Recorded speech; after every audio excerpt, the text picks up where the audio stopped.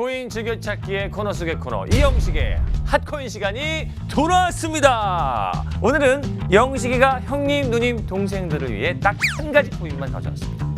여러 개의 코인보다는 코인 하나를 딱 집어서 아주 딥하고 깊게 얘기해보는 게 좋다고 생각이 들었습니다. 형님, 누님, 동생들을 위한 핫코인 지금 시작합니다.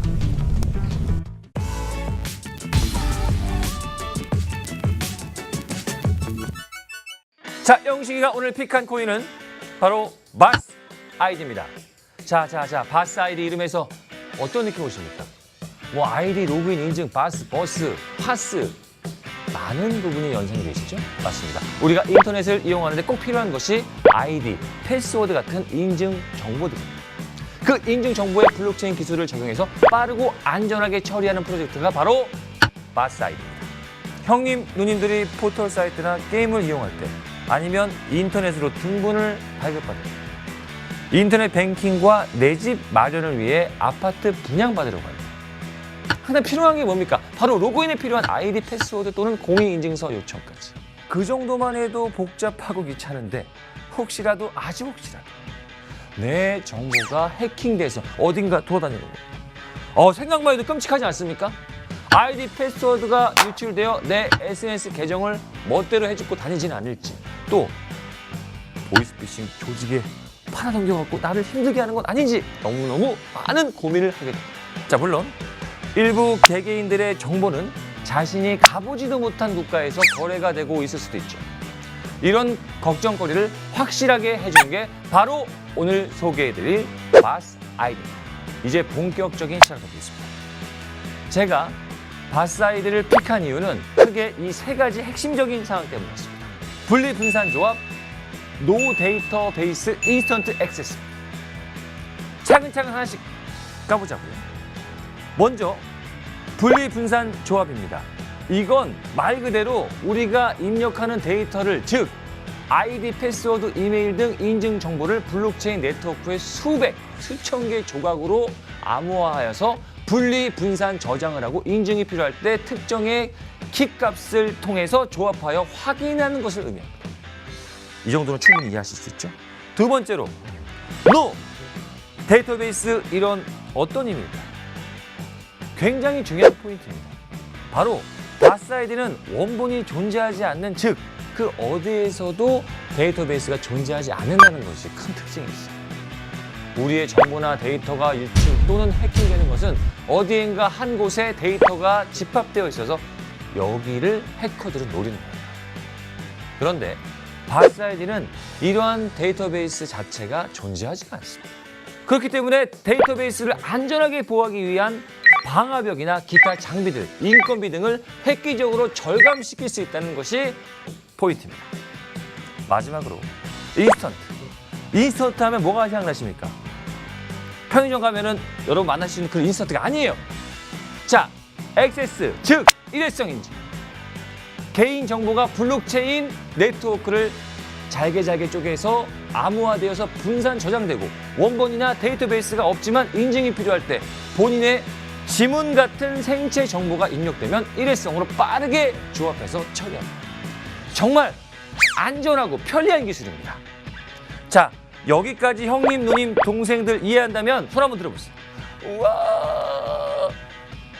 이해가 안 가시는 분 계시다고요? 자, 그럼 영식이가 해킹을 당한다고 가정하고 바스 아이디의 강점을 설명해 드리겠습니다.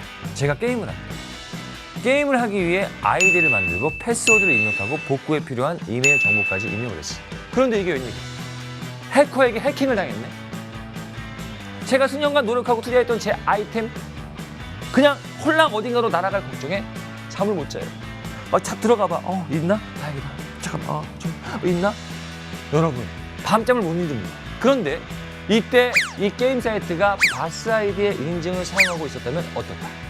해커는 바스 아이디의 전체 블록체인 퍼블릭 네트워크의 수천 개의 노드들을 갖고 있는데 인증 정보에 대한 조각을 전부 찾아내는 뛰어난 능력자여야 합니다. 근데 이게 다가 아니에요.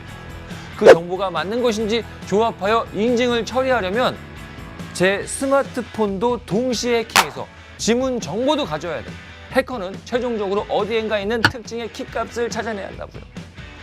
그 키값과 제 지문 정보의 암호화된 키값을 대조시키고 일치시켜줘야 됩니다. 이게 가능할까요? 가능할 것 같으십니까?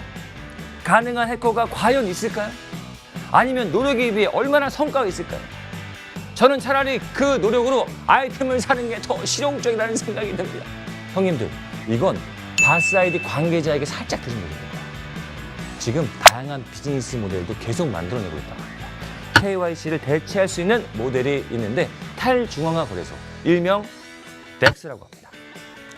실제로 스타비트라는 거래소와 그런 KYC를 상용하기 위한 협약도 있었다고 해요. 바스 아이디의 비즈니스 관계와 팀 역량을 살펴보고 마무리하겠습니다. 제일 중요한 거는 영화를 보고 드라마를 볼 때 누가 나오냐부터 물어봅니다. 맞죠?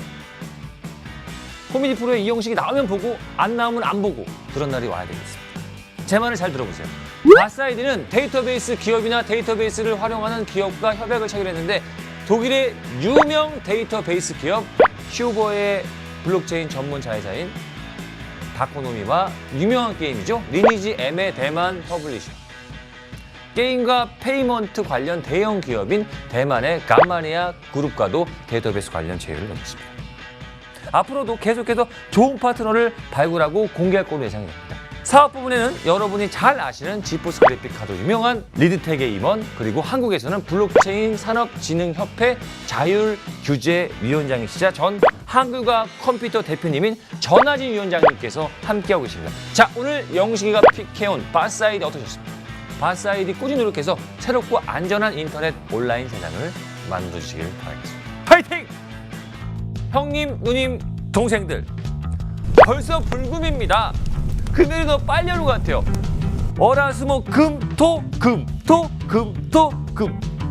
금방 만나겠죠.